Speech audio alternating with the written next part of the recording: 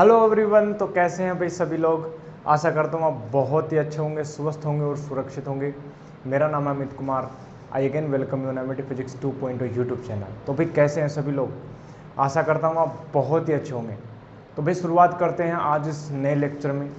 हमारा जो चैप्टर चल रहा था वो चल रहा था ऑप्टिक्स, और ऑप्टिक्स में भी हम रे ऑप्टिक्स से डील कर रहे थे। रे ऑप्टिक्स में अब तक हमने आपको बता दिया, हमने प्लेन मिरर स्टार्ट कर दिया था, ठीक है। और प्लेन मिरर में हम डिस्कस कर रहे थे रिफ्लेक्शन के ऊपर, ठीक है। और प्लेन मिरर में हमने इमेज को प्लॉटिंग करना देखा। प्लेन मिरर में कितना अगर हम इमेज बनाएं तो ऑब्जेक्ट की मान लो यदि हाइट h है, कैपिटल H है, तो कितना मिनिमम लेंथ ऑफ मिरर हमें रिक्वायरमेंट होगा प्लेन मिरर का, जिससे हम आसानी से अपनी कंप्लीट इमेज को हम देख पाएँ। तो वो था half of the height of the object h/2, ये हमने देखा। फिर हमने आपको बता दिया था कि कुछ सिंपल इमेज को बनाना, ठीक है, ये हो गया था। रिफ्लेक्शन हमने डेफिनेशन बता दी थी रिफ्लेक्शन की भी, कि रिफ्लेक्शन कैसे होता है, रिफ्लेक्शन क्या फिनोमिनन होता है, ठीक है। और रिफ्लेक्शन ही और रिफ्रैक्शन जो है, रिफ्लेक्शन और रिफ्रैक्शन, उसके कारण ही हम इमेज को देख पाते हैं। इमेज क्या होता है, ऑप्टिकल अपीयरेंस होता है, ये हमने देख लिया, ठीक है। कैसे कोई वस्तु हमें दिखती है, रेज कहाँ से कहाँ की ओर जाती हैं, ऑब्जेक्ट से हमारी आइज़ में गिरती है, वो हमने बताया था प्रीवियस लेक्चर में। ये हमने बेसिक इंट्रोडक्शन बातें की थी। हमने आपको फील्ड ऑफ व्यू के बारे में भी थोड़ा हिंट दिया था, ठीक है। अब हम चलेंगे स्फेरिकल मिरर की ओर, ठीक है। प्लेन मिरर हो गया है, हाँ, थोड़ी बहुत इंपॉर्टेंट बातें बता सकता हूँ मैं, जो हम आगे न्यूमेरिकल्स में डील करेंगे, ठीक है। कुछ प्रॉब्लम्स जो हम डिस्कस करेंगे प्लेन वेव के करस्पॉन्डिंग, तो वो थोड़ा सा मैं हिंट दे देता हूँ। बाकी जो प्रॉब्लम्स हैं at the end of this chapter we will discuss, okay, ठीक है। तो प्यारे दोस्तों, चलिए स्टार्ट करते हैं। थोड़ा थोड़ा जो मैं कुछ न्यूमेरिकल्स दे देता हूँ और कुछ थोड़ा हिंट बता देता हूँ। जैसे पहला जो फिनोमिनन आता है दैट इज डेविएशन, ठीक है ना, एंगल ऑफ डेविएशन, जो हम पढ़ेंगे। तो जल्दी से मैं इसको डिस्कस कर लेता हूँ, फिर हम चलेंगे स्फेरिकल मिरर के ऊपर, ओके। सीबीएसई ओरिएंटेड है हमारा ये सिलेबस, आरबीएसई ओरिएंटेड है, और क्वेश्चंस जो हैं वो मेंस और एडवांस के हम करवाते हैं, ठीक है। और इतनी थ्योरी हम बता देंगे जिससे आप मेंस तक के लेवल आराम से सोल्व कर सकते हैं, ओके, ठीक है। कोई कॉन्सेप्ट अगर रह भी जाती है तो हम क्वेश्चंस में उनको समेट लेंगे, क्या बोलते हो, ठीक है, बहुत बढ़िया। तो इसमें हम बात करते हैं, देखो, एंगल ऑफ डेविएशन या डेविएशन एंगल, ठीक है। तो डेविएशन एंगल में हम कैसे डिस्कस करते हैं भाई, क्या होता है डेविएशन एंगल, सर हमें बताओ तो जरा, डेविएशन एंगल क्या होता है। डेविएशन एंगल मतलब क्या, लाइट रे डेविएट होती है, बिल्कुल होती है। क्या हमने बताया था कि एक प्लेन मिरर आप ले लो और उस प्लेन मिरर के ऊपर आप अगर एक इंसिडेंट रे ऑफ लाइट को कुछ इस प्रकार से ड्रॉ करोगे, और ये नॉर्मल होता है, ये होता है एंगल ऑफ इंसिडेंट। अब रिफ्लेक्शन के पश्चात हम जानते हैं कि ये जो लाइट रे है इतने ही एंगल से, नॉर्मल से बनाते हुए वो रिफ्लेक्ट हो जाती है। कितने एंगल से वो डेविएट हो गई, जानी चाहिए थी वो किस तरफ, जानी चाहिए थी वो सीधी, जानी चाहिए थी सीधी।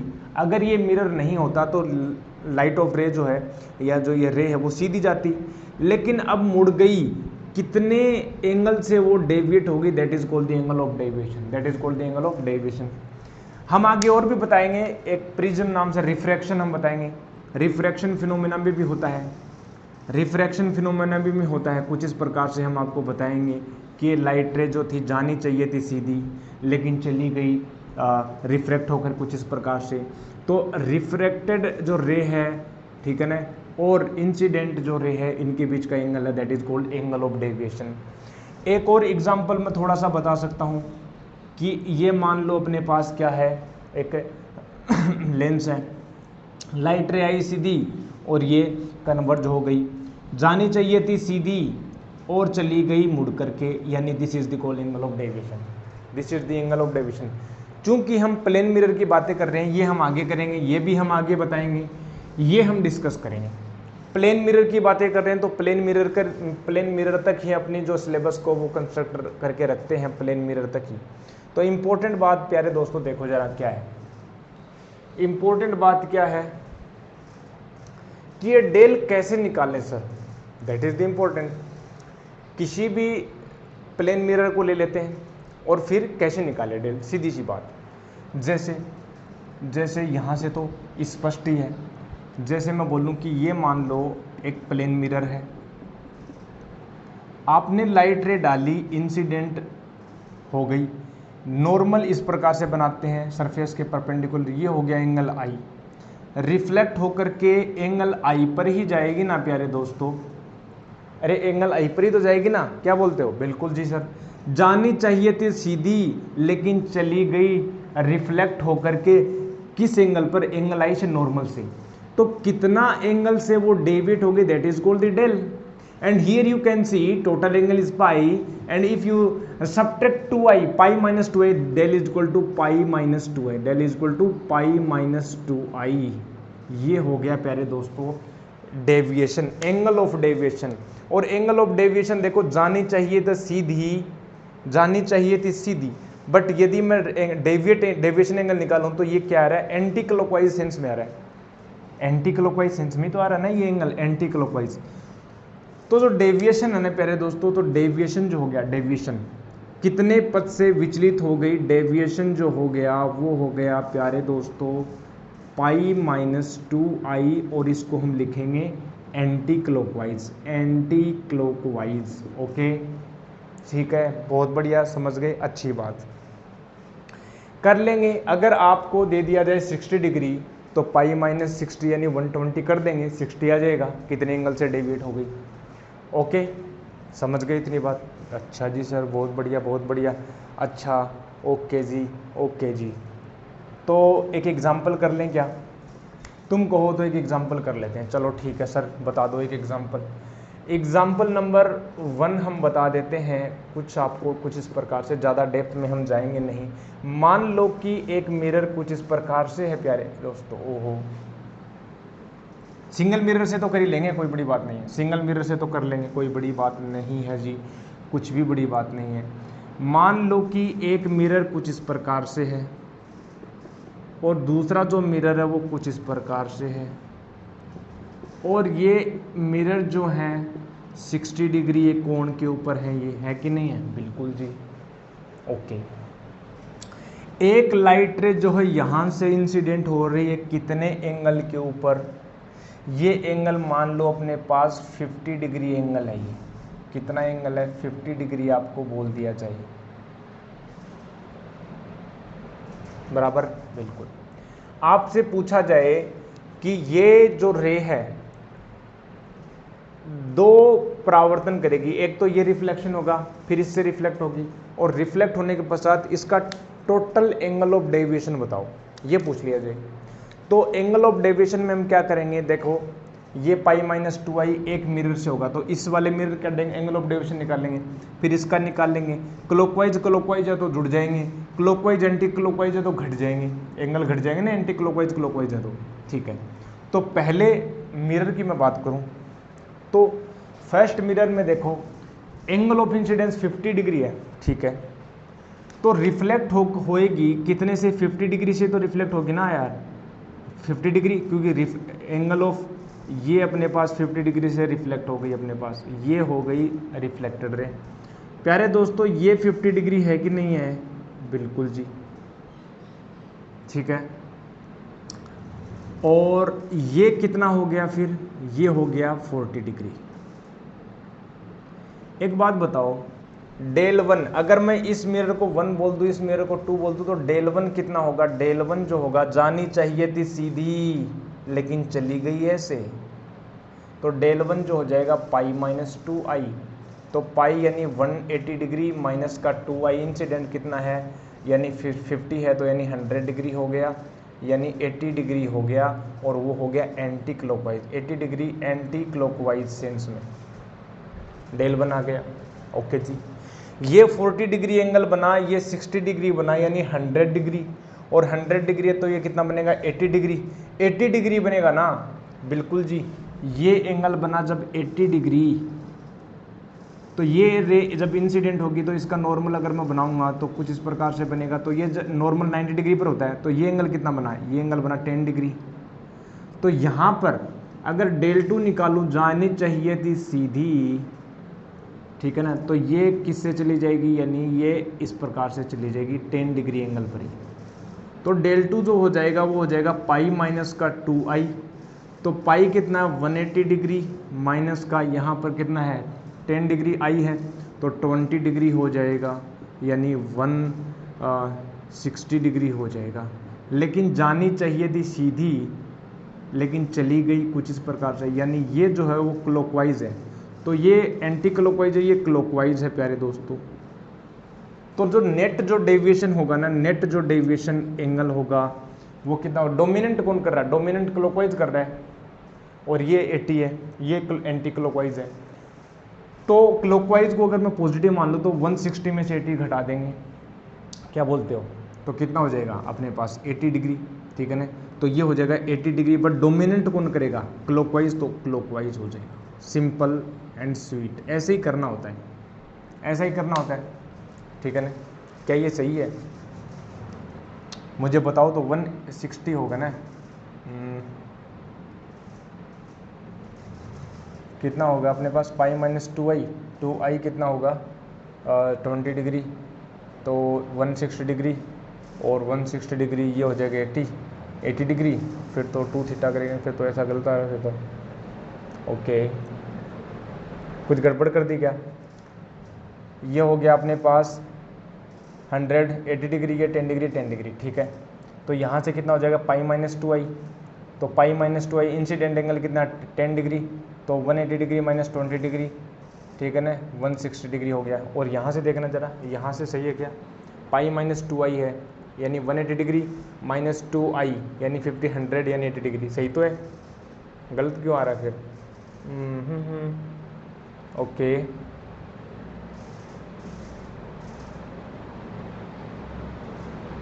एटी डिग्री क्लॉकवाइज आ रहा है ना, तो यहाँ से तो फिर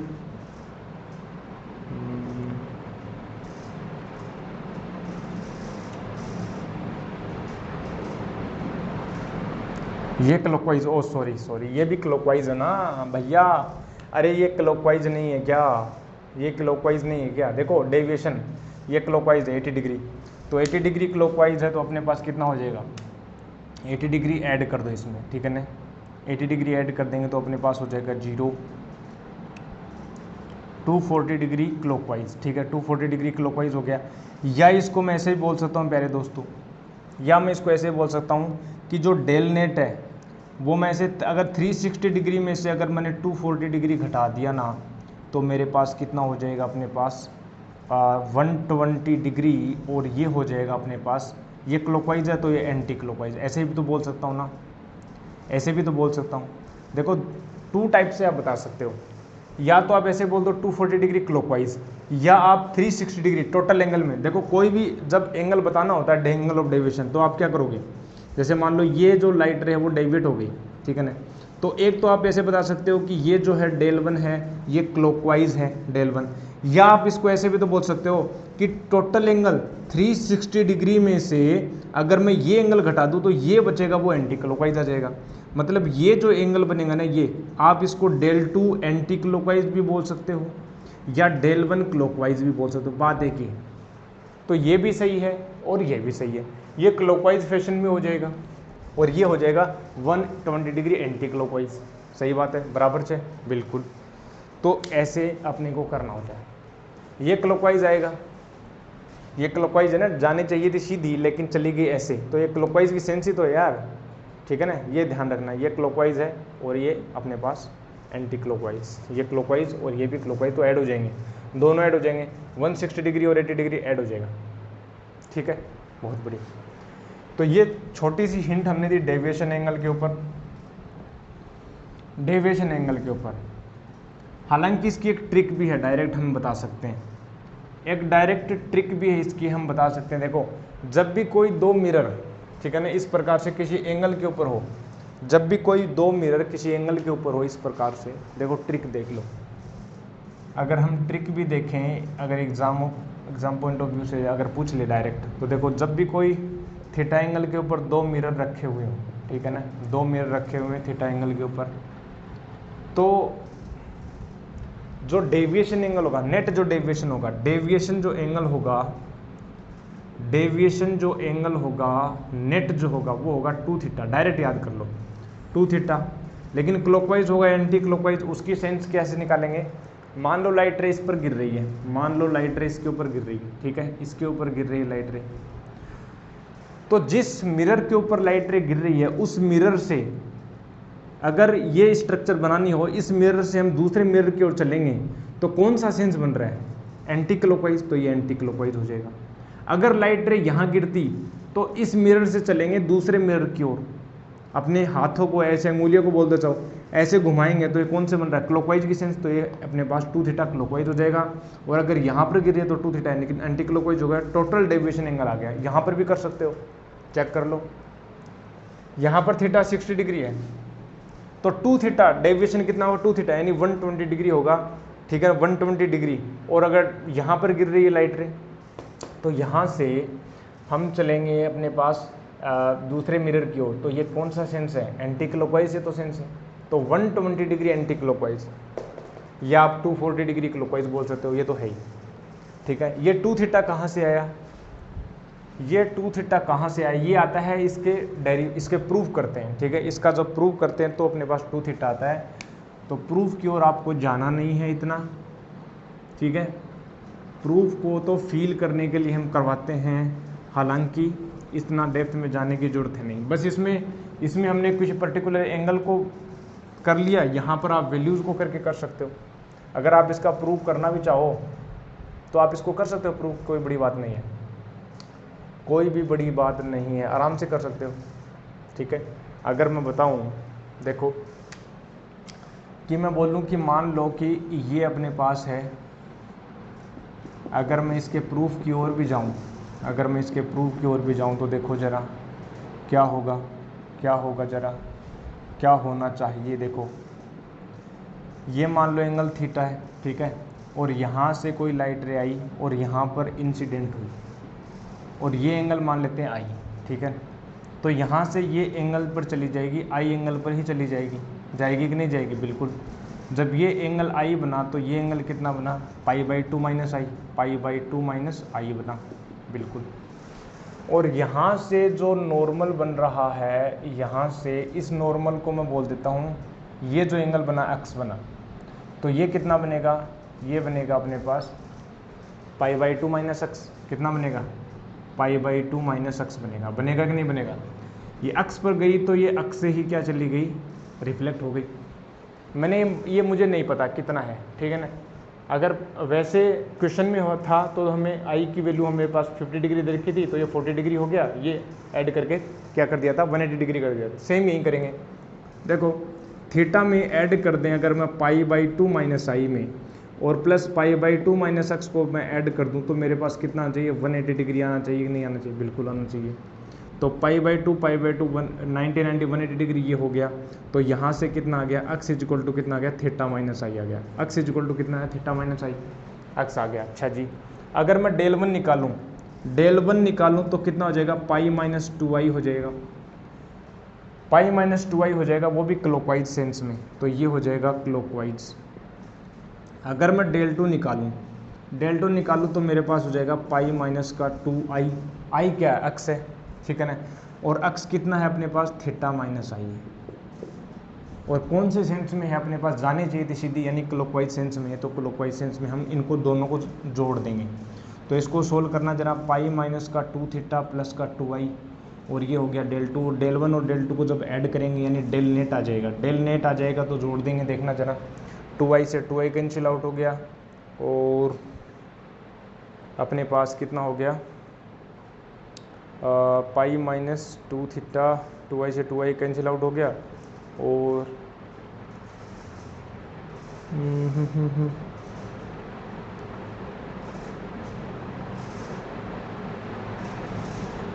तो कितना बन रहा है? कट नहीं रहा, ऐसे कैसे हो गया भाई? ये कौन से सेंस में? क्लॉकवाइज सेंस में चला गया, ठीक है ना, और ये भी क्लॉकवाइज सेंस में चला है। तो डेल वन कितना हो गया, ये अक्स कितना, अक्स जो अपने पास है थीटा माइनस आई है ना, बिल्कुल। तो अक्स इक्वल टू जब थीटा माइनस आई है तो डेल टू कितना हो जाएगा, pi minus two x, pi minus two x, x equal to theta minus i तो पाई माइनस टू थीटा, और ये हो जाएगा प्लस का टू आई। हम इसको ऐड करेंगे तो अपने को टू थीटा बनना चाहिए था, लेकिन ये बन रहा है two pi minus two theta. कितना बन रहा है, ये बन रहा है अपने पास two pi minus two theta, ठीक है ना, और ये बन रहा है अपने पास क्लॉकवाइज सेंस में। क्या मैं इसको ऐसे भी तो लिख सकता हूँ ना, क्या मैं इसको ऐसे नहीं लिख सकता कि टू पाई में से घटा दूँ two pi minus two theta को, और इसको मैं लिख दूँ कि ये जो है कितना आया टू थीटा, और क्या है एंटी क्लॉकवाइज। ऐसे भी तो लिख सकता हूँ, लिख सकता हूँ नहीं लिख सकता, बोलो एंटी क्लॉकवाइज हुआ कि नहीं हुआ, टू थीटा, और two pi minus two theta हो गया क्लॉकवाइज, ठीक है ना। तो ये प्रूफ है छोटा सा, कोई बड़ी बात नहीं, ठीक है। इस प्रकार से ये अपने पास इसको याद कर लेंगे। खैर ये हो गया डेविएशन, छोटी सी बातें थी डेविएशन के बारे में। अब डेविएशन हो गया अपने पास, डेविएशन एंगल। अब डेविएशन के बाद में छोटी सी बातें आती हैं, वेलोसिटी की भी बातें आती हैं, ठीक है, ऑब्जेक्ट की, और कुछ बातें ये भी आती हैं कि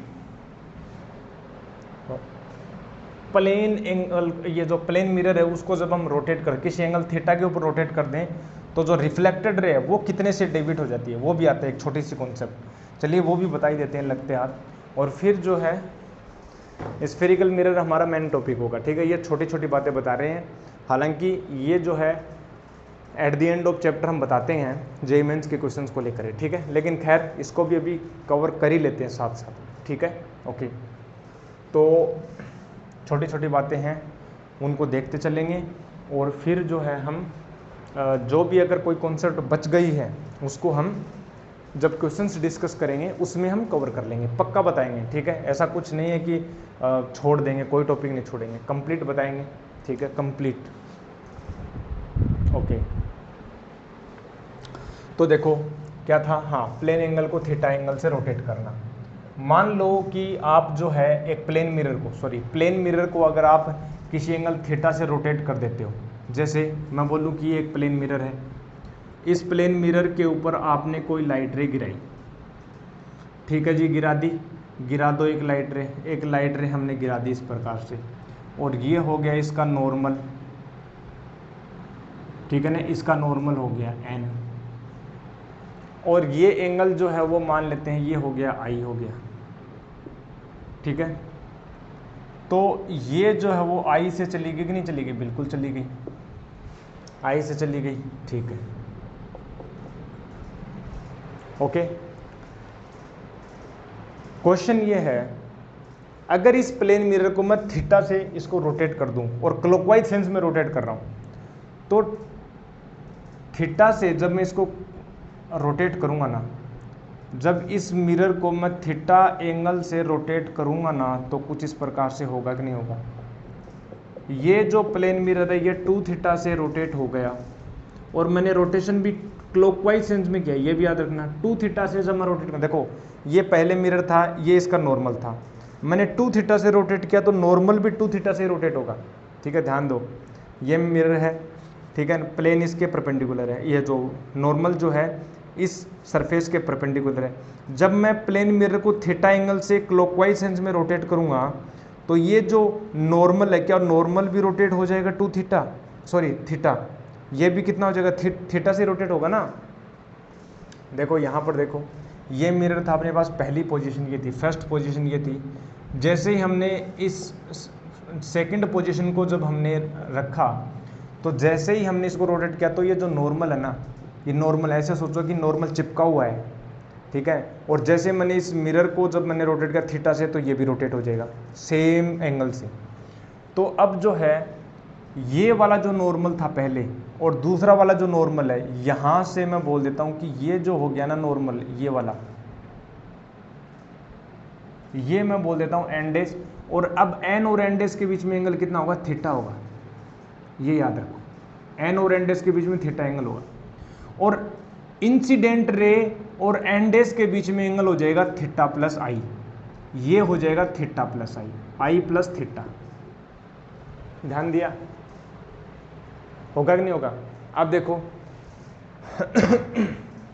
जब नॉर्मल जो नया नॉर्मल जो था उससे इंसिडेंट रे, ये कौन सी रे है? इंसिडेंट रे है। नया जो नॉर्मल है उस नॉर्मल से जब इंसिडेंट रे आई प्लस थीटा बना रही है तो जो यहां से जो रे जो रिफ्लेक्ट होगी ना, ये जो है वो एंडेस से ठीक है ना, वो कितना बनाएगी? आई प्लस थीटा ही बनाएगी। तो जितना एंगल एंडेस से इंसिडेंट रे बना रही है उतना ही एंगल जो है ये बनाएगी, और ये जो एंगल हो जाएगा वो हो जाएगा कितना? आई प्लस थीटा। ये हो जाएगा आई प्लस थीटा। अब देखो जरा ध्यान देना है थोड़ा सा, मुझे एक बात बताओ जरा, ये कितना था? ये नॉर्मल से, और ये जो एंगल है, ये एंगल देखो, ये टोटल एंगल जो कितना है? ये आई है और ये थीटा है। ये एंगल जो है ना, ये वाला देखो, नॉर्मल पहले वाला नॉर्मल और जो पहले वाली जो रिफ्लेक्टेड रे है उससे जो एंगल है वो तो आई है, और एन और एन डेज के बीच में थीटा है। तो ये एंगल कितना बचा? ये एंगल बचा आई माइनस थीटा। बचा कि नहीं बचा? बिल्कुल बचा। चल बहुत बढ़िया। जब ये टोटल एंगल आई प्लस थीटा है यहाँ से एन डेज से, और ये एन डेज से ये पहले वाली जो रिफ्लेक्टेड रे है उसका आई माइनस थीटा, तो ये एंगल कितना बचेगा? ये कितना बनेगा? ये बनेगा आई प्लस थीटा माइनस आई माइनस थीटा, और ये हो जाएगा 2 थीटा। समझे? और ये वाली रे कौन सी है? थीटा एंगल से जब हम प्लेन मिरर को थीटा एंगल से रोटेट कर देते हैं तो जो रिफ्लेक्टेड रे है, इसका मतलब रिफ्लेक्टेड जो रे है वो पहले वाली कंडीशन वाली जो रिफ्लेक्टेड रे थी उससे 2 थीटा एंगल पर रोटेट हो जाती है और सेम सेंस में होती है। अगर आपने मिरर को क्लॉकवाइज सेंस में आपने रोटेट करवाया ना, क्लॉकवाइज सेंस में जब आपने रोटेट कराया तो ये भी अपने पास क्लॉकवाइज सेंस में ही रोटेट होगी। अगर आप मिरर को एंटी क्लॉकवाइज सेंस में थीटा एंगल से रोटेट करवाते हो तो जो रिफ्लेक्टेड रे है वो एंटी क्लॉकवाइज सेंस में 2 थीटा एंगल से रोटेट होगी। तो ये बहुत इंपॉर्टेंट बात है। जब आप प्लेन मिरर को, ये 2 थीटा बोल दिया क्या मैंने? ये थीटा है, ये थीटा है, ठीक है ना? ये थीटा है, गलती से लिख दिया। ओके, तो ये हो गया। थीटा एंगल से जब आप रोटेट करोगे तो ये भी कितने से रोटेट, ये जो रिफ्लेक्टेड रे वो 2 थीटा एंगल से रोटेट हो जाएगी सेम सेंस में। बोलो सही है कि नहीं है? बिल्कुल है कि नहीं? बिल्कुल जी। अच्छा जी, तो मैं ऐसे बोल सकता हूँ if we rotate plane mirror, sorry if we, बार बार में एंगल याद आ रहा है, if we rotate plane mirror, ठीक है ना, by an angle theta in any particular direction, ठीक है, थीटा, देन रिफ्लेक्टेड रे, ठीक है ना, ठीक है, reflected ray will be rotated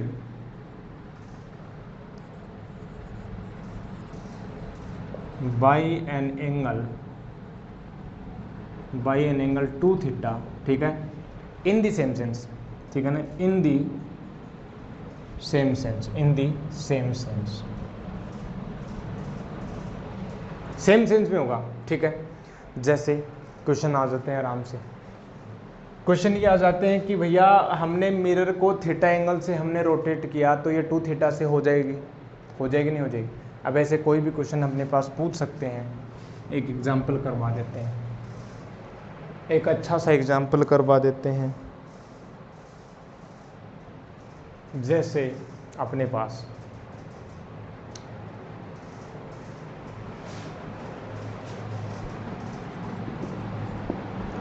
मान लो कि ये अपने पास एक प्लेन मिरर है कि नहीं है? बिल्कुल जी। अच्छा जी, बहुत बढ़िया। और ये एक लाइट रे आई है, ये नॉर्मल से गिरी है, किसी एंगल 60 डिग्री पर गिर गई, 30 डिग्री मान लेते हैं, 30 डिग्री मान लेते हैं। क्वेश्चन ये पूछ रहा है कि हम प्लेन मिरर को कितने एंगल से रोटेट करवाएं, ठीक है ना।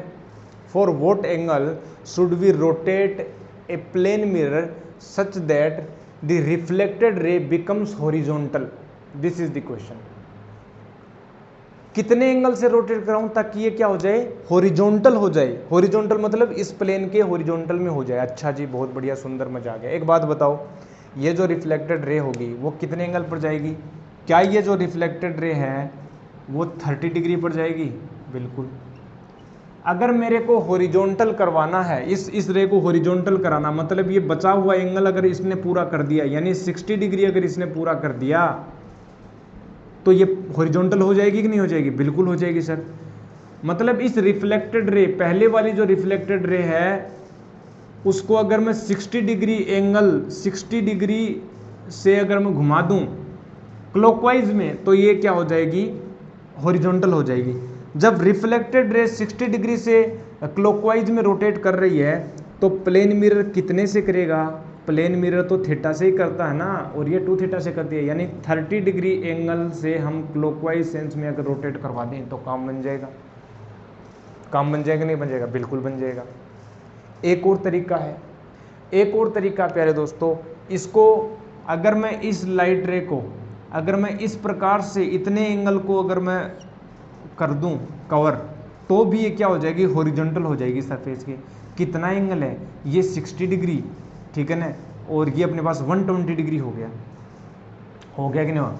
तो 120 डिग्री से अगर एंटी क्लॉकवाइज सेंस में हम रोटेट करवा दें इस रिफ्लेक्टेड रे को, तो भी क्या हो जाती है ये, तो भी ये जो है वो क्या हो जाएगी, हॉरिजॉन्टल हो जाएगी। तो प्लेन मिरर को कितने से कराऊं? प्लेन मिरर को कितने एंगल से रोटेट करवाना पड़ेगा? If we are rotating the reflected ray by the angle of 120 degree anti clockwise sense, then we have to rotate the plane mirror by the angle 60 degree in anti clockwise sense, यानी 60 degree anti clockwise sense. Half ही तो होता है ना, अरे half ही तो होता है, मतलब ये तो हो जाएगा 2 थीटा। तो ये कितना हो जाएगा? प्लेन मिरर को थीटा से रोटेट करा दो, ऐसे थीटा से, और ये जो है 2 थीटा की, इसमें कितना है, 2 थीटा 60 डिग्री है, तो थीटा कितना हो जाएगा, 30 डिग्री। सिंपल, कुछ भी नहीं है, कोई बड़ी बात नहीं है, इजी है। इजी है कि नहीं? बिल्कुल है। जल्दी से बना लो तो इसको। क्वेश्चन बहुत हैं इनके ऊपर, हम ज़्यादा क्वेश्चन कराएंगे नहीं, ठीक है। इम्पोर्टेंट बातें थी वो हमने कवर कर ली। सिंपल मैथमेटिक्स, ज्योमेट्री काम में आ रही है, एंगल के बीच में हम खेल रहे हैं, ठीक है। ये हो गया। अब हम आगे बढ़ते हैं, जो नेक्स्ट जो टॉपिक है, छोटा सा हम बातें कर लेंगे, दैट इज़ वेलोसिटी बताना, ठीक है ना, स्पीड बताना, वेलोसिटी बताना मिरर में, ठीक है ना। मान लो मिरर के सामने, सपोज करो मिरर है, बताते हैं वेलोसिटी, ठीक है। एक सेकंड रुकना जरा, चलो हम बातें कर लेते हैं जल्दी से वेलोसिटी के बारे में, ठीक है। जैसे एक प्लेन मिरर है,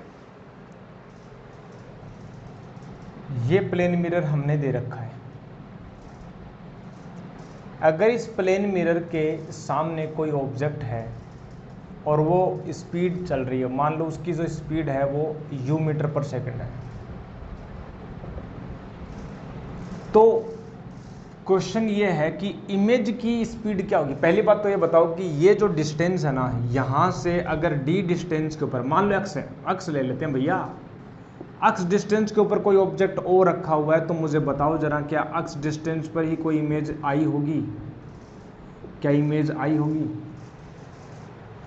u मीटर पर सेकंड है, मतलब 1 सेकंड में वो u मीटर चल रहा है। सिंपल, u मीटर 1 सेकंड में वो डिस्प्लेसमेंट कवर कर रहा है। तो एक बात तो बताना प्यारे दोस्तों, जब वो 1 मीटर चलेगा तो वो कितनी डिस्टेंस के पास आ जाएगा? x माइनस, यहाँ से डिस्टेंस मेजर करेंगे, वेरी वेरी इंपॉर्टेंट, यहाँ से डिस्टेंस मेजर कर रहे हैं, x माइनस का u बचेगी, और ये भी कितना आ जाएगा? x माइनस का u। डिस्टेंस सेम रहनी चाहिए, मतलब जितनी रेट से ये इस डिस्टेंस को कवर करेगा u, उतनी ही रेट से इमेज भी इस डिस्टेंस को कवर करेगी। Means velocity of image will be same, will be equal to the velocity of object, यानी इसकी वेलोसिटी भी क्या होगी, सेम होगी, बट अपोजिट डायरेक्शन में, ठीक है ना, इस प्रकार से। तो मतलब मैं बोल सकता हूं कि यहां पर जो वेलोसिटी ऑफ ऑब्जेक्ट है ना प्यारे दोस्तों, वेलोसिटी ऑफ ऑब्जेक्ट, वो मैं बोल सकता हूं कि भाई इस तरफ को मैं प्लस ले लेता हूं तो ये अपने पास हो जाएगा u मीटर पर सेकंड हो गया, हो गया कि नहीं हो गया, बिल्कुल। और वेलोसिटी ऑफ जो इमेज है उसको मैंने बोल दिया माइनस का u मीटर पर सेकंड। अच्छी बात है, तुम कहोगे सर बिल्कुल अच्छी बात है, मैंने बोला ठीक है भाई, बढ़िया बात है। यहां से मेजर कर रहे हैं हम, यहां से इस मिरर से हम बोल रहे हैं ये मिरर है भैया, ये मिरर है, इस मिरर से वो आ रहा है, अच्छा जी वो भी आ रहा है, सेम से आ रहे हैं, ठीक है जी। अगर मैं आपसे ये बोलूं सेकंड केस में, अगर सेकंड केस में आपसे मैं ये बोल दूं कि भैया मुझे ये बताओ तो जरा कि ये एक प्लेन मिरर है, ठीक है, और ये, अरे टेढ़ा बन गया क्या, नहीं सही है, चलो चलेगा इतना तो, और ये अपने पास कोई ऑब्जेक्ट O है, ठीक है, और ये इस तरफ चल रहा है भैया u मीटर पर सेकंड से, ठीक है ना, ऑब्जेक्ट O है, u मीटर पर सेकंड चल रहा है, साथ साथ में ये मिरर भी चल रहा है, अच्छा जी, वेलोसिटी ऑफ मिरर भी है, वेलोसिटी ऑफ मिरर भी है, इस तरफ है वेलोसिटी ऑफ मिरर, यानी vm दे रखा है, अच्छा 1D मोशन है, 1D मोशन तो पॉजिटिव और नेगेटिव सेंस में हम मान लेंगे, ठीक है, डायरेक्शन बताने की कोई जरूरत नहीं। तो यहाँ से u मीटर पर सेकंड है, तो क्या बताओ जरा, पहली बात तो मुझे बताओ कि इमेज की जो स्पीड है वो क्या होगी, वेलोसिटी क्या होगी, that is very very important, velocity of image क्या होगी, ये बताओ जरा, घटेगी बढ़ेगी सेम रहेगी, क्या रहेगा, देखो तो जरा, देखो और बताओ मुझे। अगर इस प्रॉब्लम को सोल्व करना है ना, चूंकि इसमें मिरर भी चलने लग गया, तो मिरर जब चलेगा तो ये जो डिस्टेंस है ना वो चेंज होगी। अगर ये रुके, अगर ये चले भी नहीं, मान लो यू चले भी नहीं, चल भी नहीं रहा, तो भी इमेज चलेगी, बिल्कुल चलेगी, क्योंकि ये डिस्टेंस जब प्यारे दोस्तों ये बढ़ रही है ना, तो ये भी बढ़ रही है, यानी ये भी बढ़ेगी, तो इससे फर्क पड़ेगा, फर्क तो पड़ेगा। लेकिन क्या करें फिर, क्या करें भाई, क्या करें। एक बात याद रखना, हम जो चेक कर रहे हैं, जो भी हम स्पीड को कैलकुलेट कर रहे हैं, वेलोसिटी को हम देख रहे हैं, इस मिरर के रेस्पेक्ट में देख रहे हैं, ठीक है ना। अगर मैं तुमसे ये बोलूं रिलेटिव वेलोसिटी की याद करो, रिलेटिव वेलोसिटी में क्या होता था, हम ऑब्जर्वर बनकर यहाँ बैठ जाते हैं, और जिस भी वस्तु, जिस भी कार के ऊपर या जिस भी फ्रेम में हम बैठ जाते हैं उसको हम रेस्ट पर मान लेते हैं, नहीं मान लेते। अगर मैंने इसको रेस्ट पर मान लिया तो इसके रेस्पेक्ट में इसकी स्पीड कितनी हो जाएगी, जब ये रेस्ट पर हो गया ना, तो ये रिलेटिव वेलोसिटी की अप्रोच लेके चल रहे हैं हम, ठीक है ना। तो मिरर जो है ना, मिरर को मैंने एट रेस्ट बोल दिया, मिरर को अगर मैंने मान लिया एट रेस्ट पर, अज्यूम कर लिया, मान लिया मैंने एट रेस्ट पर, तो अब ये जो है जितनी स्पीड से ये चलेगा उतनी स्पीड से तो ये भी चलेगा ना, लेकिन अब जो है वो मिरर के रेस्पेक्ट में होगा, ठीक है ना। अब ये पहले वाले केस में तो मिरर रेस्ट पर ही था, उसमें तो कोई कंफ्यूजन नहीं थी। लेकिन मैं तुमसे बोलूं कि अगर ये रिलेटिव वेलोसिटी की कॉन्सेप्ट आ गई, इसमें देखो ये भी चल रहा है, ये भी चल रहा है, और इसकी भी स्पीड हमें निकालनी है, तो हम क्या करेंगे, इसको रेस्ट पर मान लेंगे, और रेस्ट पर मान करके हम क्या कह सकते हैं, ये रुक गया, ये मिरर रुक गया, अब ये चलेगा कितनी स्पीड से, ये ऑब्जेक्ट जो चलेगा ना, ऑब्जेक्ट की मिरर से जो स्पीड होगी ना, ये तो रेस्ट पर आ गया ना, वो इक्वल होने चाहिए, लेकिन इनवर्स होने चाहिए इमेज की, और वो भी मिरर के साथ स्पीड की। अब की बार रिलेटिव कॉन्सेप्ट है, रिलेटिव कॉन्सेप्ट है, बोलो हाँ कि ना। मिरर को जब भी हम रिलेटिव में करते हैं तो किसी फ्रेम के ऊपर हम जब उसको ऑब्जर्व करते हैं तो उसके रेस्पेक्ट में हम उसकी वेलोसिटी को कंसिडर कर लेते हैं, वही तो करते हैं भैया, ठीक है ना। सेम अगर ये है तो हम उसको घटा देते हैं, देखो यहाँ से क्या घटाने की कॉन्सेप्ट आ रही है, इसको जब सोल्व करें तो वेलोसिटी ऑफ ऑब्जेक्ट माइनस का वेलोसिटी ऑफ मिरर, ठीक है ना, और इक्वल टू अपने पास minus of velocity of image और माइनस का वेलोसिटी ऑफ मिरर। आ गई कि नहीं आ गई, बिल्कुल आ गई। हमें निकालना वेलोसिटी ऑफ मिरर, यानी वेलोसिटी ऑफ जो इमेज है वो कितनी हो जाएगी, ये अपने पास माइनस माइनस प्लस हो जाएगा, ठीक है ना, और ये हो जाएगा 2Vm minus v naught, 2Vm minus का वी नोट, 2Vm माइनस का वी नोट, ठीक है। 2Vm माइनस का V नोट, बिल्कुल सही बात है, ये इस डायरेक्शन में। एक और इसके साथ ही मुझे एक बात और बतानी पड़ेगी आपको। मुझे एक बात बताओ कि एक ये मिरर है अपने पास, ठीक है, अगर ये जो ऑब्जेक्ट है इसके परपेंडिकुलर मूव न करे, इसके पैरेलल, इस मिरर के अगर पैरेलल मूव करने लग जाए ना u मीटर पर सेकंड से, तो मुझे बताओ तो ज़रा क्या इमेज कितनी स्पीड से मूव करेगा। पहली बात तो डिस्टेंस तो सेम होगी, ये डिस्टेंस जो अक्स है ये डिस्टेंस सेम होगी। एक बात बताओ, ये मिरर रखा हुआ है, यहाँ पर ऑब्जेक्ट है, ये इमेज हो गई। जैसे ये ऊपर y मीटर चला तो ये भी ऊपर y तो चलेगा, ये तो कांस्टेंट रहेगी, इसमें तो कोई चेंज आया ही नहीं ना। इसमें जो है एक्स एक्सिस में तो कोई चेंज आया नहीं, बिल्कुल नहीं चेंज आया, बिल्कुल, ये तो डिस्प्लेसमेंट तो सेम ही है, तो इस तरफ तो कोई वेलोसिटी होगी नहीं। पहली बात दे रखा है केवल पैरेलल मूव कर रहा है, तो इसकी जब u मीटर पर सेकंड है तो ये भी तो u मीटर पर सेकंड से तो ऊपर चला जाएगा। जितना ये चढ़ा उतना ही उस मिरर को भी, उस इमेज को भी चढ़ना पड़ेगा ऊपर की ओर, क्योंकि हमें पता है मिरर से परपेंडिकुलर डायरेक्शन में इमेज बनती है। याद रखो, हमने बताया था मिरर में जो है, जो भी ऑब्जेक्ट हम रखते हैं उसके परपेंडिकुलर लाइन खींचते हैं और वो उस लाइन पर ही इमेज होनी चाहिए और सेम डिस्टेंस पर होनी चाहिए। तो जब ये ऑब्जेक्ट यहाँ आ गया ना, ओ यहाँ आ गया, तो ये इमेज को भी यहाँ ही आना पड़ेगा और सेम डिस्प्लेसमेंट ट्रेवल करना पड़ेगा। मतलब u मीटर पर सेकंड है तो ये भी कितनी हो जाएगी, u मीटर पर सेकंड हो। डेस्पाइट ये अगर चलने भी लग जाए ना, अगर ये आगे पीछे चलने भी लग जाए कोई फर्क नहीं पड़ेगा भाई साहब। अच्छा सर कैसे, बताओ तो जरा, एक बात तो बताओ, अगर ये आगे की तरफ चलने लग जाए तो इस वेलोसिटी में क्या फर्क आएगा भैया, इस y डायरेक्शन में क्या फर्क आएगा। y डायरेक्शन में तो कोई फर्क नहीं आएगा। y ये वेलोसिटी क्या है, u मीटर पर सेकंड किस डायरेक्शन में है, y डायरेक्शन में। मतलब y डायरेक्शन में 1 मीटर में वो 1 सेकंड में वो 1 मीटर चल रहा है। अब जब यहाँ आए चाहे वहाँ आए, ये जो डिस्टेंस है वो उसके ऊपर फर्क पड़ेगा, एक्स एक्सिस वाले डिस्टेंस के ऊपर पड़ेगा। मुझे तो बताओ y डायरेक्शन में कोई फर्क पड़ा क्या, y डायरेक्शन में तो कोई फर्क ही नहीं पड़ा, y डायरेक्शन में तो कोई फर्क नहीं पड़ा। y डायरेक्शन में जितना ट्रेवल कर रहा था उतना ही तो ट्रेवल करेगा अभी भी, सही बात है नहीं है। तो ये जो y डायरेक्शन में जो स्पीड है ना वो कांस्टेंट रहेगी, weather the mirror is moving और नॉट। अगर ये पैरेलल भी मूव करने लगे, आप कहोगे सर चलो ठीक है, चलो परपेंडिकुलर मूव नहीं कर रहा तो पैरेलल करवा दो, यानी वी मिरर ऐसे करवा दो, तो भी कोई फर्क नहीं पड़ेगा। अगर आप ऊपर की ओर करवाओगे तो भी तो इमेज वैसी बन रही है, इसमें y डायरेक्शन में कोई फर्क नहीं पड़ेगा ना जी ना।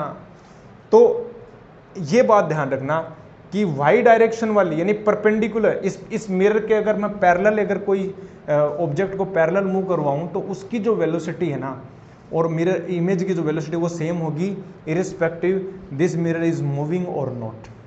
सिंपल। मतलब फिर वो वेलोसिटी क्या है, ये जो इमेज जो वाली जो वेलोसिटीज है ये केवल परपेंडिकुलर डायरेक्शन वाली है। मतलब ये जो फॉर्मूला केवल जो ऑब्जेक्ट वो उन स्पीड्स के लिए ही है, उन वेलोसिटी के लिए जो परपेंडिकुलर है। मतलब इमेज की जो वेलोसिटी यहाँ पर परपेंडिकुलर आएंगी, ये अच्छा नोटेशन रहेगा। अगर मैं इसको परपेंडिकुलर दिखा दूँ तो ये और भी बढ़िया रहेगा, परपेंडिकुलर दिखा दूँ तो ये और भी बढ़िया रहेगा। सही बात है कि नहीं, परपेंडिकुलर डायरेक्शन। तो ये ऑब्जेक्ट की ये परपेंडिकुलर है, ये सारी जो वो परपेंडिकुलर के लिए, परपेंडिकुलर डायरेक्शन के लिए यहाँ पर ऐसे।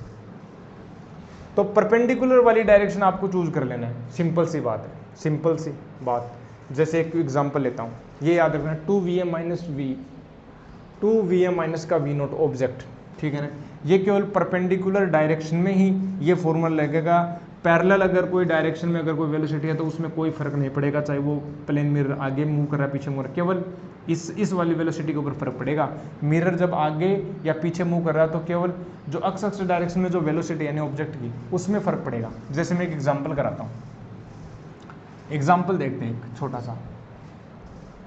छोटा सा एक एग्जाम्पल देखते हैं। मान लो अपने पास आपसे बोल दिया जाए कि ये बोल दिया 2 मीटर पर सेकंड से ये मूव कर रहा है इस प्रकार से, ठीक है ना। और ये अपने पास दे दिया अपने पास 3 मीटर पर सेकंड से मूव कर रहा है मिरर। तो अब आप बताओ इसकी इमेज की जो वेलोसिटी है वो बताओ।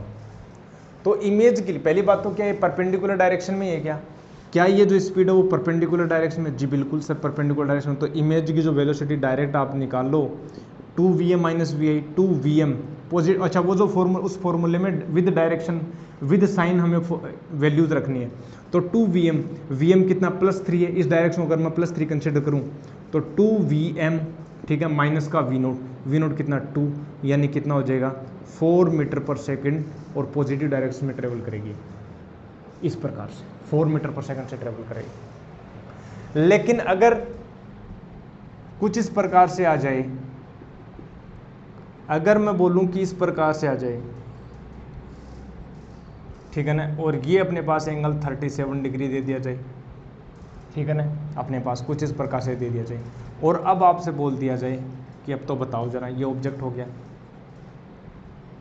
सही है, सही है कि नहीं है?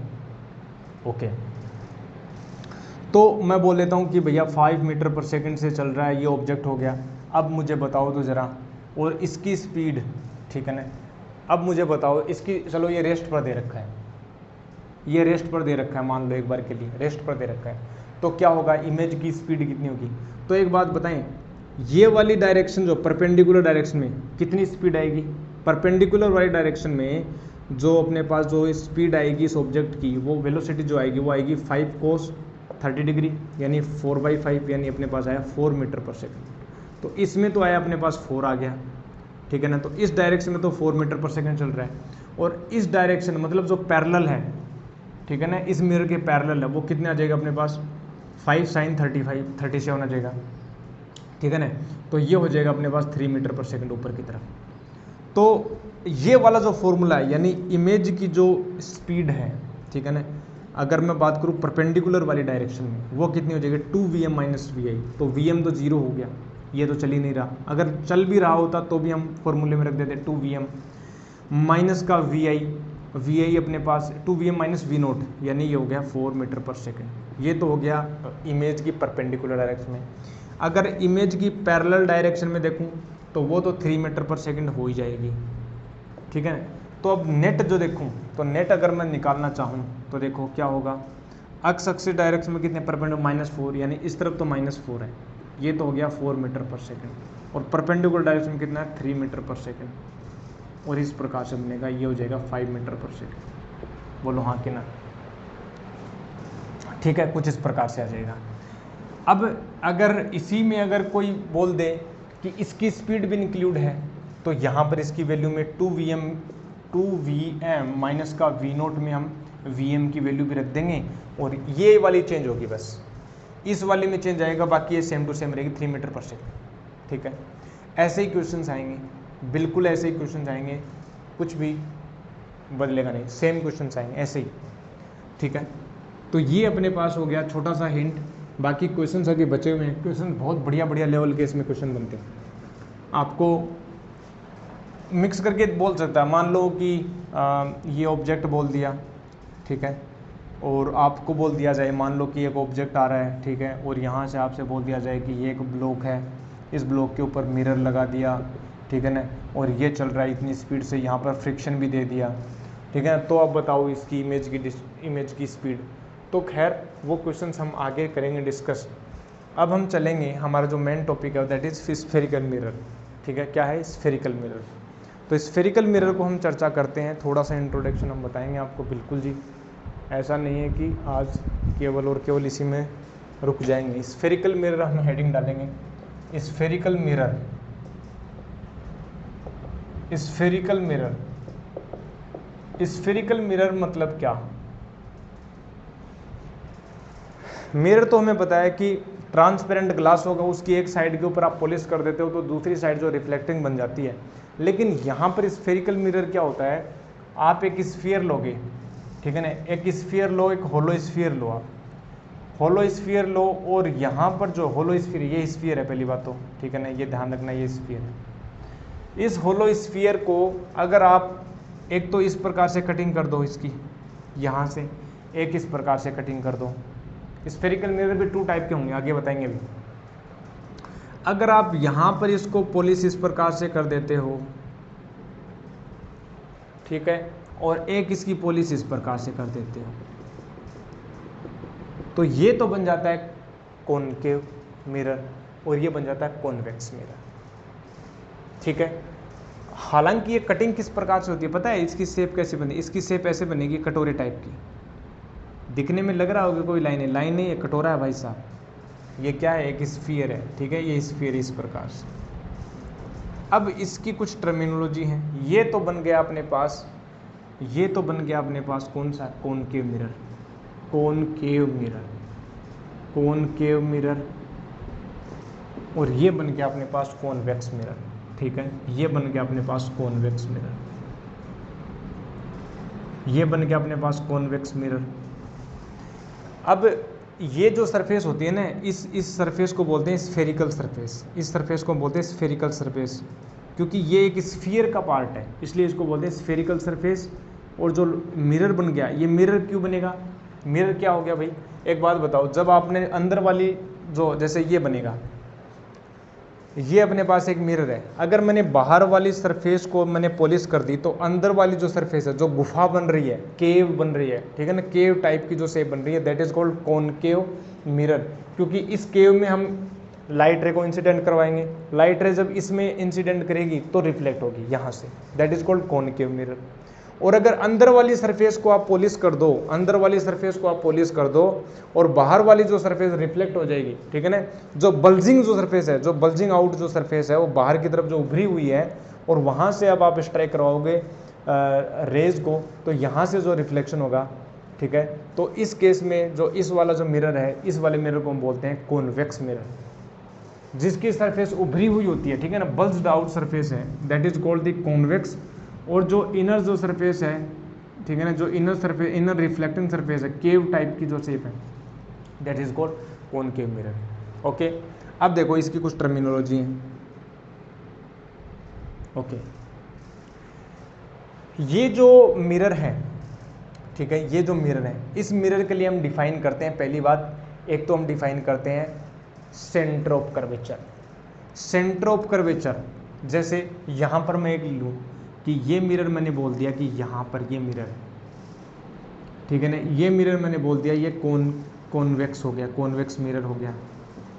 ये मिरर जिस स्फीयर का जो पार्ट है ना, जिस स्फीयर का पार्ट है, उस स्फीयर का जो सेंटर होगा ना, that is called centre of curvature, that is called centre of curvature. तो ये हो गया अपने पास सेंटर ऑफ कर्वेचर, ठीक है ना, पहली बात centre of curvature. Centre of curvature मतलब the center of that sphere, center of that sphere of which this spherical mirror is a part, that spherical mirror is a part। तो ये हो गया सेंटर ऑफ कर्वेचर। दूसरी अपने पास बात आती है radius of curvature. Radius of curvature, radius of curvature का क्या मतलब है भाई, रेडियस ऑफ कर्वेचर का क्या मतलब, radius of curvature is the radius of that sphere of which that spherical mirror is a part. इसकी जो रेडियस होगी ना, इसकी जो रेडियस होगी, ठीक है ना, इसकी जो रेडियस होगी, इसकी जो रेडियस होगी, ये वाली जो रेडियस है, ये वाली जो रेडियस है, ये जो रेडियस है, ये रेडियस जो है, इसको बोलते हैं radius of curvature.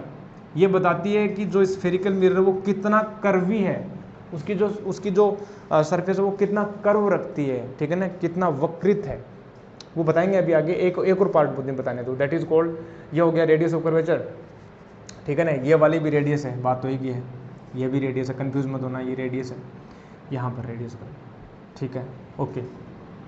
Radius of curvature हो गया, सेंटर ऑफ कर्वेचर हो गया, ठीक है।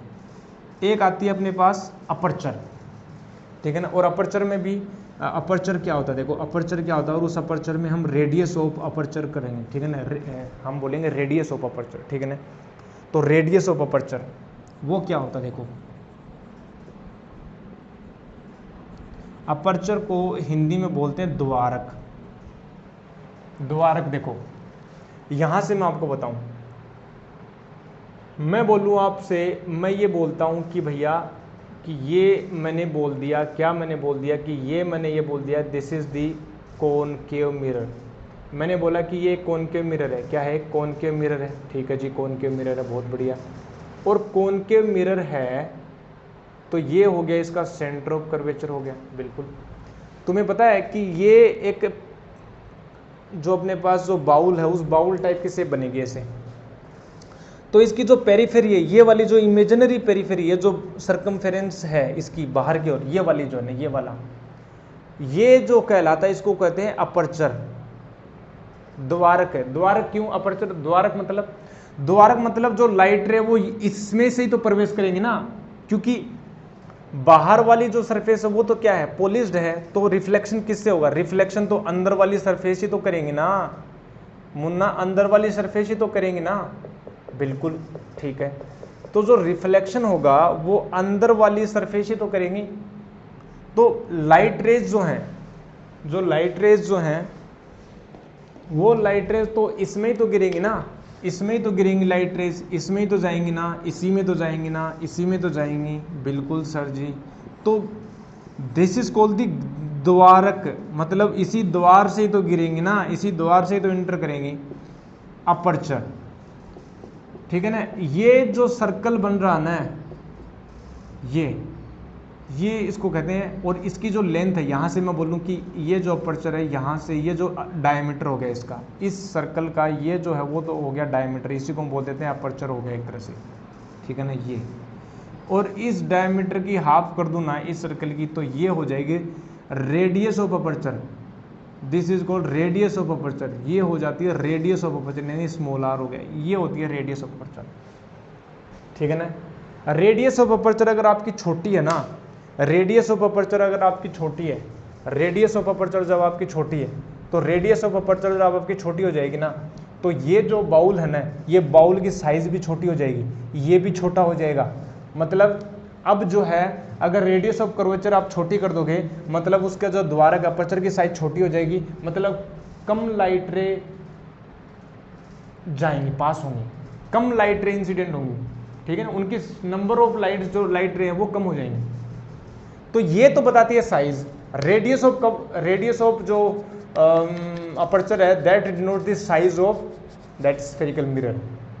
बट अगर मैं बात करूं रेडियस ऑफ कर्वेचर की, ठीक है ना, ये कैपिटल आर की बात करूं तो ये बताती है कितना कर्वी है वो।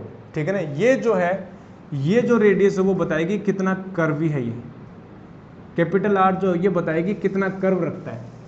अगर मैं रेडियस ऑफ कर्वेचर बढ़ा दूं ना, बढ़ा दूं मतलब बढ़ाने, रेडियस ऑफ कर्वेचर बढ़ाने का मतलब है कि ये मैंने भाई साहब ये बढ़ा दिया, ये ले, तो अब जो है अब बताओ तो ज़रा, क्या ये थोड़ा सीधा होने लग जाएगा? क्या ये जो मिरर है वो थोड़ा सीधा हो गया? मतलब उसकी जो कर्वनेस है वो घट गई क्या? रेडियस ऑफ अपर्चर जब आप, रेडियस ऑफ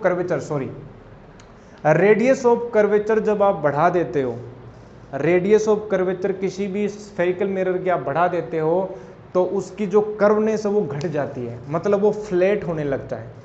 और जैसे जैसे आप रेडियस ऑफ कर्वेचर को घटाने लगते हो, जैसे जैसे आपने रेडियस ऑफ कर्वेचर को मान लो घटा दिया, तो वो ज़्यादा बेंड होने लग जाएगा, ज़्यादा बेंड, ज़्यादा कर्व हो गया, ज़्यादा कर्वी हो गया, ज़्यादा कर्वी हो गया, ज़्यादा कर्वी हो गया। ठीक है ना, ज़्यादा कर्वी हो गया, ज़्यादा कर्वी हो गया।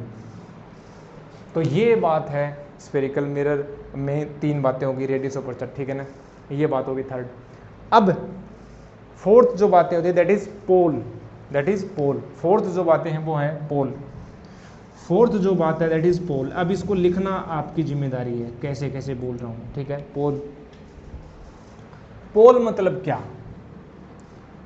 पोल क्या होता है? Pole is the mid point, हम ऐसे तो बोलते हैं। पोल क्या होता है? पोल होता है मिड पॉइंट। हम बोलते हैं कि मिड पॉइंट हो गया। वास्तव में पोल को हम डिफाइन करते हैं ताकि हम जो है एक तरह से ओरिजिन होता है पोल। पोल से ही हम जितनी भी डिस्टेंस है ऑब्जेक्ट की, इमेज की, वो हम आगे डिफाइन करेंगे। तो पोल जो है ना, पोल कुछ इस प्रकार से मैं बताऊं। देखो, जैसे मैं बोलूं कि ये अपने पास एक कॉनकेव अपने पास स्फेरिकल है। ठीक है ना, ये मैंने बोल दिया कि ये एक कॉनकेव मिरर है, कॉनकेव मिरर अपने पास है, और ये हो गया इसका सेंटर ऑफ कर्वेचर हो गया। तो जनरली हम डिफाइन करेंगे कि ये इसका हो गया P, इसको हम दिखाएंगे सेंटर। अब जरूरी नहीं कि सेंटर हो, ये पोल जो है हम डिफाइन करते हैं ताकि जो है हम यहाँ से कोऑर्डिनेट ले सकें, उसकी डिस्टेंस ले सकें। जैसे मान लो ऑब्जेक्ट यहाँ रखा हो तो हम यहाँ से मेजर करेंगे, जितनी भी डिस्टेंस है वो पोल से ही मापी जाएंगी। ऊपर वाली हाइट है, नीचे वाली जो हाइट है, लेफ्ट वाली जो डिस्टेंस है, राइट वाली जो डिस्टेंस है, वो सारी हम पोल से ही मापेंगे फर्दर, ठीक है ना। तो ज़रूरी नहीं है आप पोल को कहीं भी लें, लेकिन कन्वीनियंट ये होता है, ठीक है ना, अच्छा तब रहता है जब हम इसको सेंटर पे ले लेते हैं और हमारे क्वेश्चन आसानी से सोल्व हो जाते हैं, ठीक है। तो easy to solve, for making the problems easy we take pole at the centre of the concave sphere. तो यहाँ पर इसको सेंटर पर हम इसको बोल देते हैं pole, it is the mid point बोल देते हैं कि यहाँ पर ये हो गया मिड पॉइंट हो गया, इसका ये पॉइंट मिड पॉइंट हो गया, ठीक है ना। अब ऐसा जरूर नहीं है अगर मैंने इसको कट कर दिया तो ऐसा नहीं कि मिड पॉइंट यहाँ आ जाएगा, नहीं, ये यहीं पर ही रहेगा, हमने मान रखा है ताकि हम आसानी से सोल्व कर पाएँ। क्वेश्चन में आएंगे आगे डिस्कस करेंगे, तब अपने पास पहले ही बता दे रहे हैं आपको, ठीक है। तो पोल यहीं मानेंगे, ओके। अब ये जो एक्सिस होती है ना, सेंटर ऑफ कर्वेचर और पोल से जाने वाली जो एक्सिस है इसको बोलते हैं अपने पास प्रिंसिपल एक्सिस, इसको बोलते हैं अपने पास प्रिंसिपल एक्सिस, इसको बोलते हैं अपने पास प्रिंसिपल एक्सिस। प्रिंसिपल एक्सिस हो गया, ठीक है ना। एक 6 नंबर की बात, रेडियस ऑफ कर्वेचर हमने डिफाइन कर दिया, प्रिंसिपल हो गया, ये हो गया रेडियस ऑफ कर्वेचर हो गई, ठीक है। और ये हमने डिफाइन कर दिया ये वाली जो रेडियस है, रेडियस ऑफ अपर्चर हो गई। अब एक और बात आप अपने पास हम डिस्कस करेंगे, that is focus, that is focus. Focus पर हम फोकस करेंगे, फोकस पर हम कंसंट्रेट करेंगे। फोकस क्या होगा फिर, बहुत ही इंपॉर्टेंट है फोकस की बातें करना। देखो फोकस की बात करेंगे, तो फोकस की बात करने से पहले इसको इरेज कर रहा हूँ मैं। फोकस की बात करेंगे उससे पहले देखो मेरे को एक बात बताएं,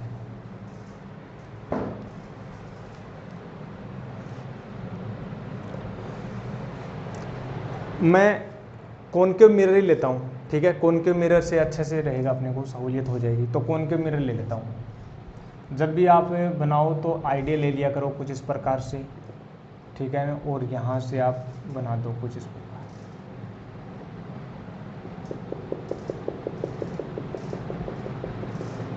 ओके। और मैंने ये बोल दिया कि ये हो गया सेंटर ऑफ कर्वेचर हो गया, और ये कुछ इस प्रकार से, ओके, यहाँ पर। अब इम्पोर्टेंट बात देखो क्या है, देखना जरा, कोई प्रिंसिपल एक्सिस के पैरेलल कोई लाइट रे गिराई मैंने, प्रिंसिपल एक्सिस के पैरेलल अगर कोई भी लाइट रे गिराते हैं किसी भी मिरर के ऊपर, तो वो जिस प्रिंसिपल एक्सिस के जिस पॉइंट पर कट करती है ना, उसको हम बोलते हैं फोकस पॉइंट। लेकिन इसमें एक बात अधूरी है, हमें ये बोलना चाहिए जो पैराक्सियल रेज होती हैं या वो रेज जो इस प्रिंसिपल एक्सिस के बहुत पास वाली रेज होती हैं, उनके लिए वैलिड है। देखो कंफ्यूज मत हो, पहले मैं एक बात बताता हूं कि मान लो एक लाइट रे है, एक लाइट रे है, वो यहां से इंसिडेंट हुई पैरेलली, हो गई पैरेलली, बिल्कुल जी। अब रिफ्लेक्शन करवाओ इसका, रिफ्लेक्शन करवाओगे तो क्या करोगे, नॉर्मल ड्रॉ करोगे। तो नॉर्मल आपने ड्रॉ करवाया, ठीक है जी, नॉर्मल तो वो सेंटर, इससे सेंटर से होकर ही जाएगा। तो ये जो एंगल हो गया वो हो गया आई, मान लेते हैं, मान लिया आई। तो रिफ्लेक्ट होगी कितने एंगल पर, आई एंगल पर ही रिफ्लेक्ट हो जाएगी। तो ये मेरे पास हो गया आई एंगल, हो गया कि नहीं हो गया, बिल्कुल हो गया जी, बहुत बढ़िया, शानदार। इस पॉइंट को हम फोकस बोल देते हैं, ठीक है। अभी आगे डिस्कस करेंगे। ये जब एंगल आई है तो क्या मैं इसे बोल सकता हूं कि ये वाला जो एंगल है ना जेड में बन रहा है, तो ये वाला एंगल भी कितना होगा, आई होगा। तो ये वाला एंगल भी कितना हो गया, आई हो गया आई। ये जो है पोल है यानी सीपी, क्या सीपी जो डिस्टेंस है वो आर है क्या, रेडियस ऑफ कर्वेचर, ये तो बताइए, यहाँ से डिस्टेंस मापेंगे, ठीक। एक काम करो, आप यहाँ से परपेंडिकुलर डालो, इस एक्सिस को परपेंडिकुलर डाल दिया आपने, क्या डाल दिया आपने, जी बिल्कुल डाल दिया, बहुत बढ़िया, अच्छा कर दिया, मौज आ गई भैया। ये 90, ये भी 90। इसको मैंने बोल दिया F बोल दिया, इसको मैंने बोल दिया B पॉइंट बोल दिया, इसको मैंने बोल दिया A पॉइंट। बताओ एक बात तो बताओ जरा, अगर मैं तुमसे पूछूं कि ट्राइंगल BCF जो है एंड ट्राइंगल जो है BAF, क्या ये कॉनकरेंट है? क्या कॉनकरेंट ट्राइंगल है? क्योंकि दो एंगल सेम है, टू एंगल सेम है, 90 और I सेम है, एक साइड कॉमन है, तो कॉनकरेंट हो गए। मतलब ये कि जो CB जो है ना, ये इसके इक्वल हो जाएगी। पहली बात, टोटल डिस्टेंस कितनी है? टोटल R है, तो ये CB कितनी हो जाएगी? R/2। कॉनकरेंट है ना, तो CB कितनी हो जाएगी? CB हो जाएगी R/2। CB जब R/2 हो गई, यानी CB कितनी हो गई? R/2 जब हो गई, ये भी R/2 हो गई, तो जब ये R/2 हो गई, तो क्या मैं ऐसे बोल सकता हूँ कि क्या ये डिस्टेंस निकाल सकते हो? क्या ये डिस्टेंस निकाल सकते हो? ये वाली, क्या ये डिस्टेंस निकाल, CF निकाल सकते हो क्या? Let me tell you. So CF निकालने के लिए मैं ट्राइंगल ले लेता हूँ CBF में। मैं क्या करता हूँ, सेक थीटा करता हूँ, सेक I बोल देता हूँ, ठीक है ना। ये थीटा ले लेते तो और भी अच्छा रहता, कोई बड़ी बात नहीं, ठीक है। I ले लिया, सेक I कितना हो जाएगा? याद करो साइन कोस टेन, ठीक है ना। ये अपने पास हो जाएगा hypotenuse upon base, hypotenuse upon base हो जाएगा। तो हाइपोटेन्यूज तो हो गया CF, अच्छा जी, और बेस कितना हो गया? बेस हो गया ये अपने पास, बेस हो गया R/2, तो R/2 बेस हो गया, तो CF कितना हो गया? CF जो हो गया वो हो जाएगा R/2 सेक I हो जाएगा, बिल्कुल ये CF हो गया। अगर मैं FP निकालूं, FP निकालूं, देखो FP जब निकालूंगा तो FP जो हो जाएगा R-CF, तो ये हो जाएगा R sec R/2 sec I, R/2 sec I, ये हो जाएगा FP, ये हो जाएगा FP। अब इंपॉर्टेंट ध्यान देना, एक बात इंपॉर्टेंट, अगर मैं एंगल I को मैं बहुत स्मॉल ले लूं, और एंगल I कब स्मॉल बनेगा? बहुत बातें हैं, या तो रेज जो है बहुत पास हों इस प्रिंसिपल एक्सिस के, ये जो लाइट रे पैरेलल, अगर ये इस प्रिंसिपल एक्सिस के बहुत पास होना, तो ये एंगल I लगभग क्या हो जाएगा? टेंडिंग टू जीरो हो जाएगा, क्योंकि ये जो पैरेलल रेज है वो जस्ट यहाँ गिरेंगी, और I जो वो बहुत कम हो जाएगा यहाँ से। तो जब मैं से बोलूँ कि कौन सी रेज बोलते हैं उनको बोलते हैं पैरेलल, ठीक है ना, parallel and paraxial rays. Paraxial rays इनके लिए जो है ना, for parallel and paraxial rays, पहली बात। या कई बार ऐसे भी बोल सकता है कि एंगल I जो है ना वो बहुत छोटा है, ठीक है ना, angle incident angle is very small.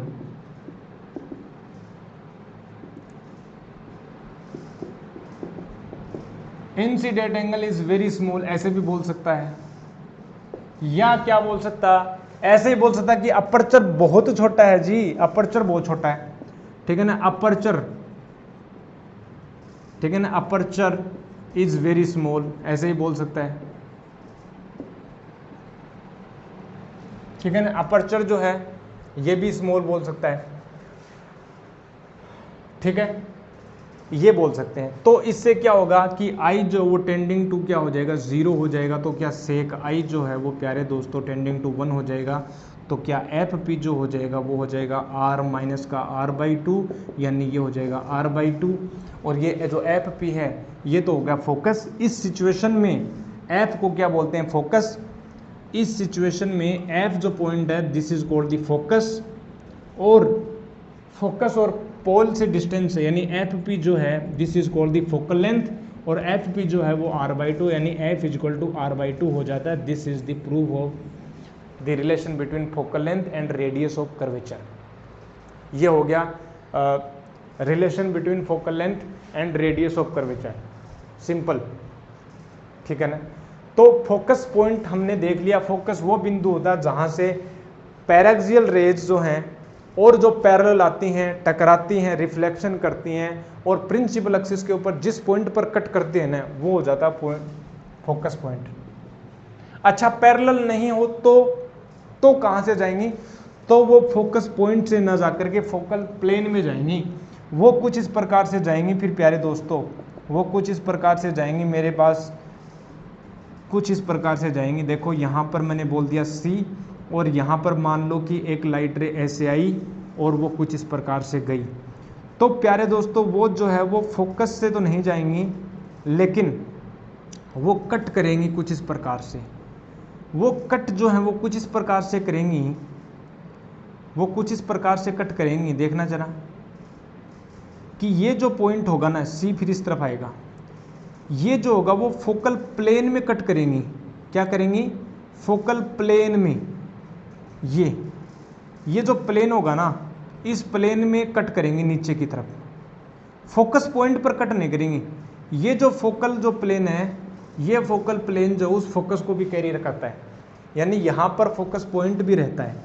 Focus, इस प्लेन को बोलते हैं फोकल प्लेन। खैर इसको हम आगे बताएंगे, अच्छे से डिस्कस करेंगे।